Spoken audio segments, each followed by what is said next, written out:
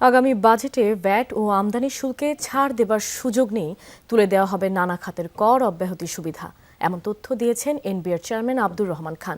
দুপুরে এনবিআর ভবনে বিভিন্ন সংগঠনের সঙ্গে প্রাক বাজেট আলোচনায় এমন কথা বলেন। জানান 4 থেকে 6 লাখ কোটি টাকা রাজস্ব আদায় দরকার। বিশাল রাজস্ব আদায়ের স্বার্থে কঠোর পদক্ষেপের বিকল্প নেই। জানানো হয় পাবলিক ট্রান্সপোর্টের সর্বোচ্চ ছাড় দেবে সরকার। টার্নওভার ট্যাক্স কমিয়ে আনার ক্ষেত্রে উদ্যোগ নেওয়া হচ্ছে। কর ফাঁকির কারণে নানা ক্ষেত্রে সমস্যা তৈরি হচ্ছে। ভ্যাট রিফান্ড দেবার ক্ষেত্রে কার্যকর উদ্যোগ নেওয়া হচ্ছে।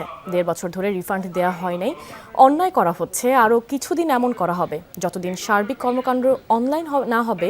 খাত সংশ্লিষ্টরা জানান, জেট ফুয়েলের দাম বেড়েছে, আগাম কর এখন 17%। বিশ্বে কোথাও এত কর নেই। ভারত শুল্ক কমালেও দেশে উদ্যোগ নেই। জানানো হয় গাড়ি আমদানির ক্ষেত্রে 500% শুল্ক দেওয়া হয়েছে। নানা ক্ষেত্রে হাজার হাজার কোটি টাকা আন্ডার ইনভয়েসিং হচ্ছে।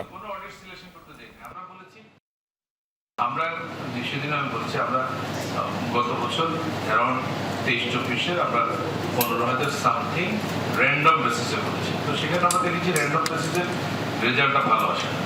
এই জন্য আমরা আরো 60,000 এখন রিস্ক বেসিসটা করবো। এখন করি নেই, কাজ চলছে। 60,000 অলরেডি যেন সিলেকশন হবে।